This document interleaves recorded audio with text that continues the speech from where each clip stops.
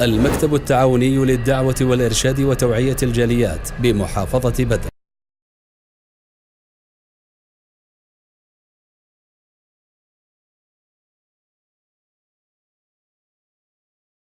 মুসলিম ভাইদের জন্য তিনটি ব্যবসার কথা বলবো, যে তিনটি ব্যবসার মাঝে কখনো লস নেই, ঘাটতি নেই, ক্ষয় নেই।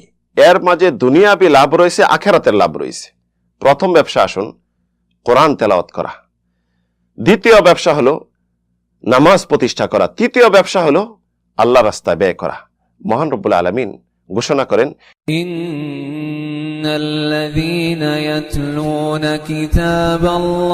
যারা আল্লাহ রব্বুল আলামিনের কিতাব কোরআন তেলাওয়াত করে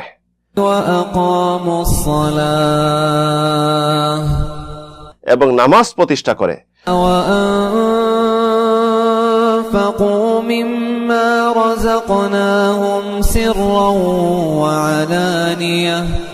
আমি তাদেরকে যে রিজিক দিয়েছি তা থেকে তারা গোপনে প্রকাশ্যে ব্যয় করে।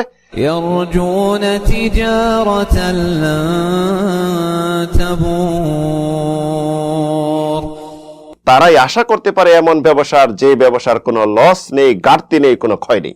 আসুন প্রিয় বন্ধুগণ, অনেক ব্যবসায় তো আমরা করে থাকি লাভের জন্য, দুনিয়াবি লাভের জন্য, কিন্তু দুনিয়া আখেরাত উভয়কালে লাভের জন্য যে তিনটা ব্যবসা করেন তাহলে কখনো ক্ষতিগ্রস্ত হবেন না। ক্ষতির আশা কখনো নেই বা ক্ষতির কোনো আশঙ্কা নেই।